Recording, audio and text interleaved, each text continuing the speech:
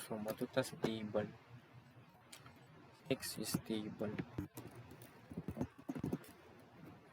Sa table says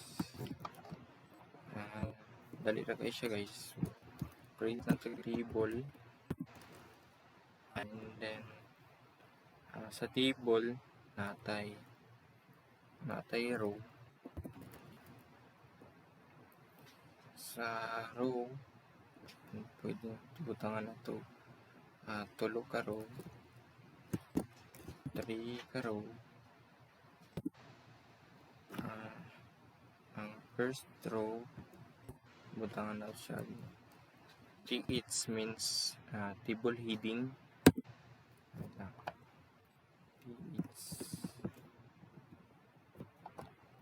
TH is table heading. So heading 1, and then gawa ko na to, and then heading 2. So refresh ko pa siya guys. Makita na to na siya heading 1, heading 2. Then sa next row is row 1, row data 1, row 1 data. Okay, next represent to. So ayan, so row 1 data. So ayan siya. So DD ni siya guys. DD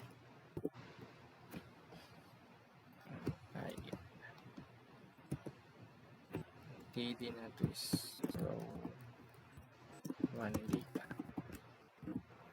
Save, refresh. So row 1 data. So bukto ang isa row 2 column 1.